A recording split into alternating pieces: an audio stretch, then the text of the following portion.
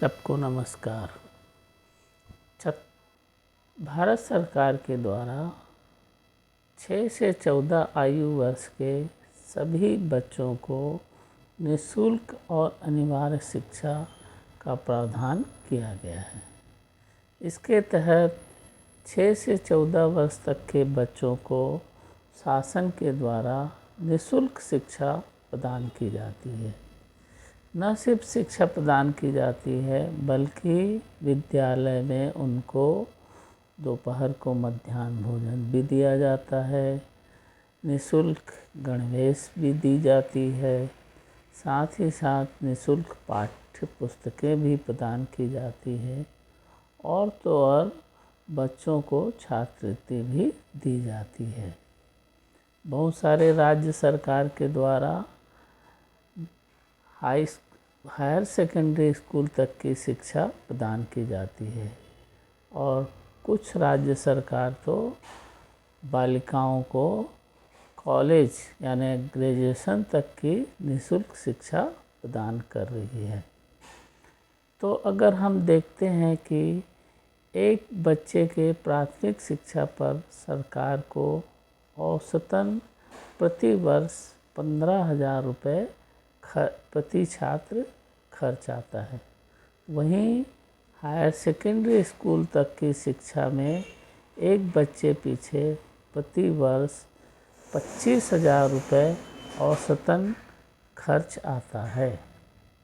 तो अगर हम कैलकुलेशन करें कि यदि एक परिवार में 2 बच्चे हैं जिसमें एक बच्चा प्रारंभिक शिक्षा में है और दूसरा बच्चा हायर सेकेंडरी शिक्षा प्राप्त कर रहा है, तो इन 2 बच्चों के पर शासन के द्वारा लगभग प्रति वर्ष 40,000 रुपये खर्च की जा रही है।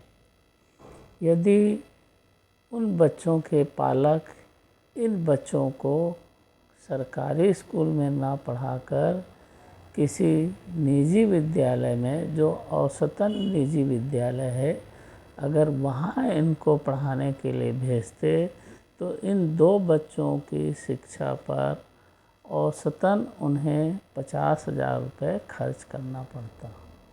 साथ ही साथ गणवेश, पुस्तक, ट्रांसपोर्टिंग पर 10 से 15,000 रुपये अतिरिक्त खर्च करने पड़ते। तो शासन के द्वारा सरकारी शिक्षा मुफ्त में प्रदान करने से प्रत्येक परिवार को औसतन 50,000 रुपये प्रति वर्ष बचत होती है। लेकिन इस शिक्षा योजना से कोई भी परिवार उतने खुश अपने आप को महसूस नहीं करते हैं। वहीं दूसरी तरफ बहुत सारे सरकार के द्वारा महतारी वंदन योजना प्रारंभ किया है, जिसके तहत महिलाओं को 1,000 रुपये मासिक नगद राशि प्रदान की जाती है।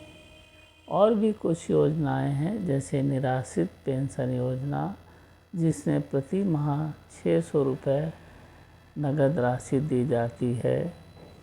निःशुल्क गैस योजना, जिसमें 400 से 500 रुपये प्रति गैस की छूट प्रदान की जाती है। ये योजनाएं आम जनता में बहुत लोकप्रिय है। इन योजनाओं के कारण ही कहा जाता है कि बहुत सारे राज्य सरकारें जो हैं सत्ता प्राप्त कर ली हैं। अगर इस योजनाओं का हम आकलन करें तो इससे प्रति परिवार बमुश्किल 12 से 15,000 रुपये ही उनको आर्थिक लाभ होता है। लेकिन ये योजना इतना लोकप्रिय है। शिक्षा से प्रति वर्ष 50,000 रुपये बचत होती है, लेकिन ये योजना उतनी लोकप्रिय नहीं है। इसका क्या कारण है? क्या सरकारी स्कूल की शिक्षा की गुणवत्ता अच्छी नहीं है, इसलिए यह योजना लोकप्रिय नहीं है?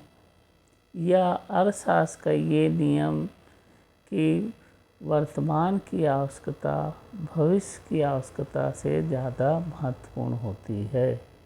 शिक्षा भविष्य की आवश्यकता की पूर्ति करता है। महतारी वंदन योजना, गैस योजना, निःशुल्क पेंशन योजना, ये जनता की वर्तमान आवश्यकता की पूर्ति करता है, इसलिए ये ज़्यादा लोकप्रिय है। या जनता में जागरूकता का अभाव है, या जनता में अज्ञानता है, जो अपने सुनहरे भविष्य की चिंता नहीं करते हैं। यह एक चिंतन का विषय है।